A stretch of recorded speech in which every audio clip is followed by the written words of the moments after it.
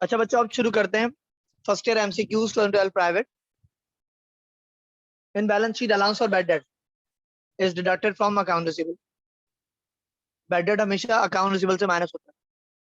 Bad debt क्या होता है?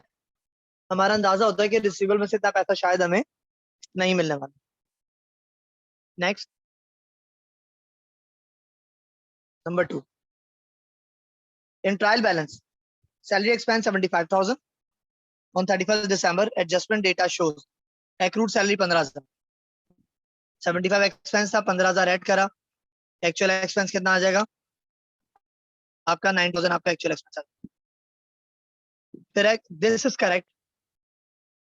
Accrued income is an assets, क्योंकि एक्रूड इनकम मतलब क्या होता है? रिसीवेबल होता है। ये कहलाता है आपका एसेट्स कहलाता है। This account is not close. भाई एक्सपेंस और रेवेन्यू क्लोज होते हैं, कैश आपका एसेट्स होता है, कैश क्लोज नहीं होता। Income earn but not received is shown as assets. Income earn but not receive यानी क्या? रिसीवेबल होता है। कमा लिया अब तक मिला नहीं, क्या कहलाएगा? आपका एसेट्स है, इसे रिसीवेबल कहते हैं।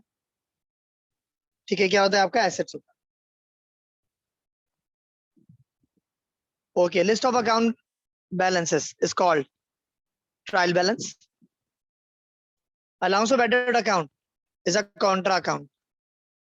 ठीक है, कौन सा कॉन्ट्रा होता है? Contra assets. अलाउंस ऑफ एडेड्स भी और अलाउंस ऑफ डेप्रिसिएशन भी, दोनों क्या होते हैं? Contra assets account. Number 8, footing is made after recording. Footing अब होती है रिकॉर्डिंग के बाद। This decrease both assets and liabilities. Payment of account payable by cheque, तो बैंक क्रेडिट होगा और लायबिलिटी डेबिट होगी। तो लायबिलिटी डेबिट होती है तो डिक्रीज होती है, और बैंक एसेट से डिक्रीज होगा तो क्रेडिट होगा।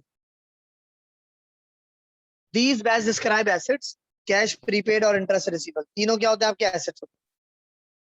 The excess of assets over capital is what? Liability। The excess of assets over capital क्या कहलाती है? Liability। Asset is equal to liabilities plus capital होता है।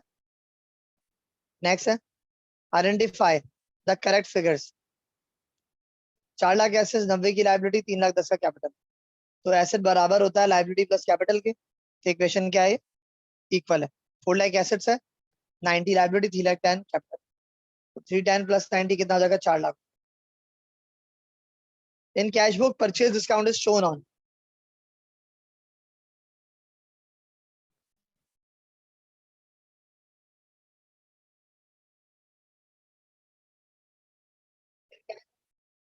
cash book, purchase discount is shown on payment side of cash book।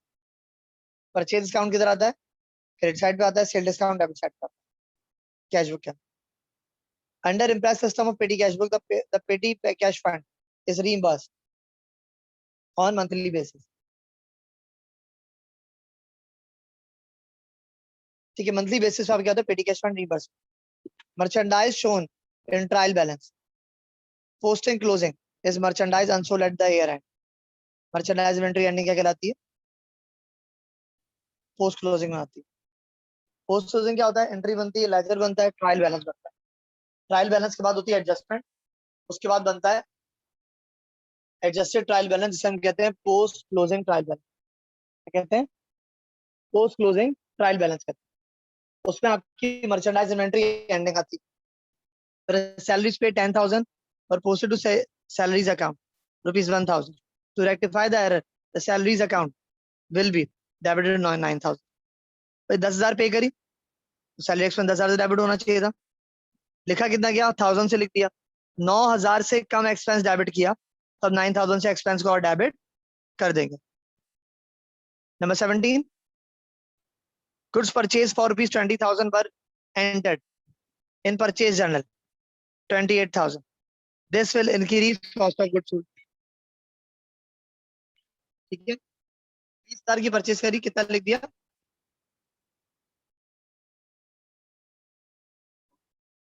28 लिख दिया। 8,000 से ज्यादा लिख दिया तो क्या करेंगे? 8,000 से क्या फर्क पड़ेगा? कॉस्ट ऑफ गुड्स 8,000 से बढ़ जाए। Sales journal contains customer subsidiary ledger. Sales journal में क्या आता है? कस्टमर का सब्सिडियरी लेजर कहलाता है।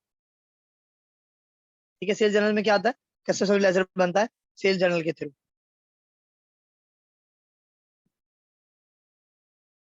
The check deposited into bank but not yet credited by bank is called unclear check.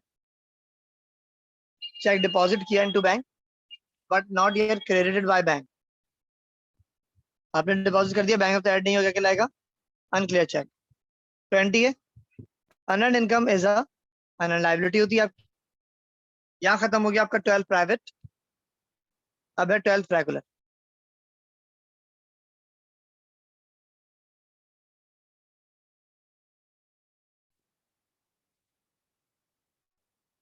अब आते हैं 12 regular.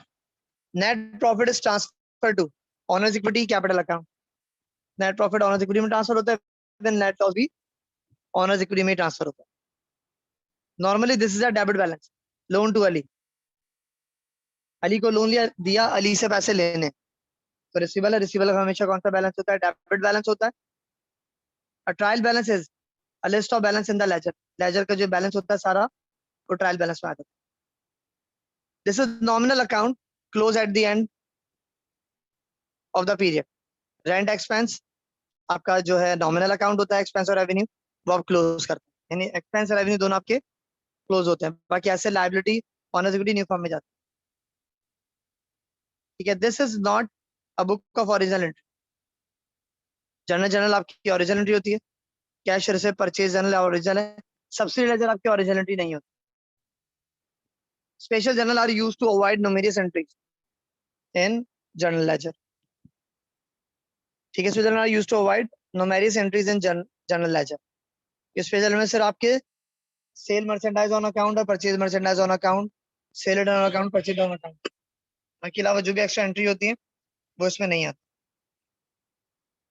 Next, current liabilities are such obligations which are to be satisfied within 1 year। current liability एक साल के अंदर close होती है। ठीक है जी, नेक्स्ट पे आते हैं। फिर है petty cash book is a book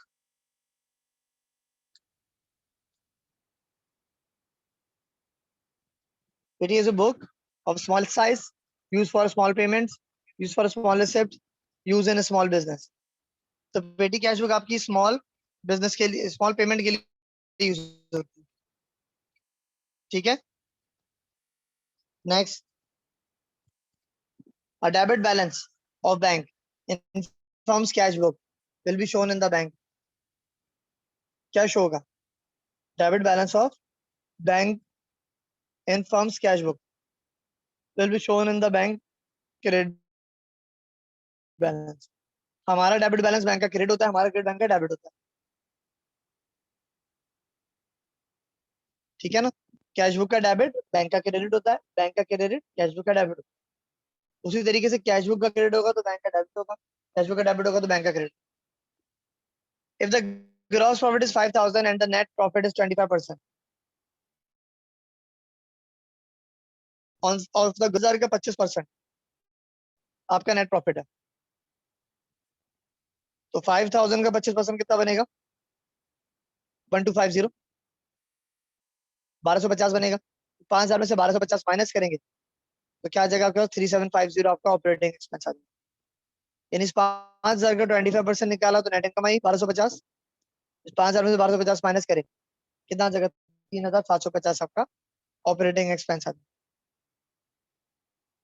11 पे आते हैं। A fixed asset is reported on balance sheet at its book value। Fix asset book value पे लिखे जाता है। If sale return is recorded as purchase return by mistake, net income will be increase। Cell return जब purchase return लिख दिया तो purchase की value कम हो गई।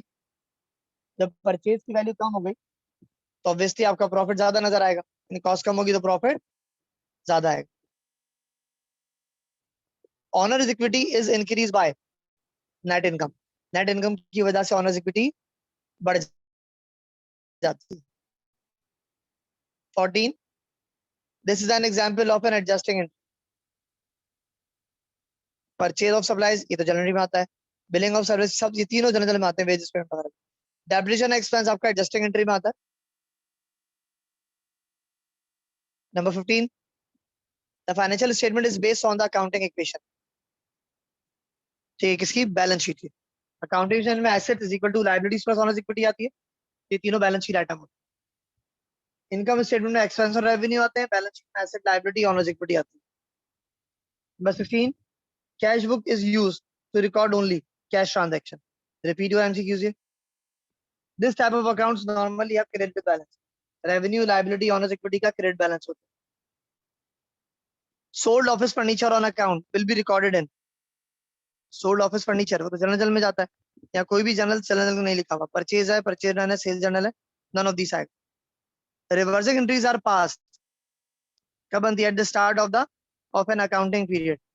इन अगले साल के शुरू में रिवर्सिंग बनाता है। जैसे एडजस्टिंग क्लोजिंग होती है, उसमें एडजस्टिंग रिवर्सिंग।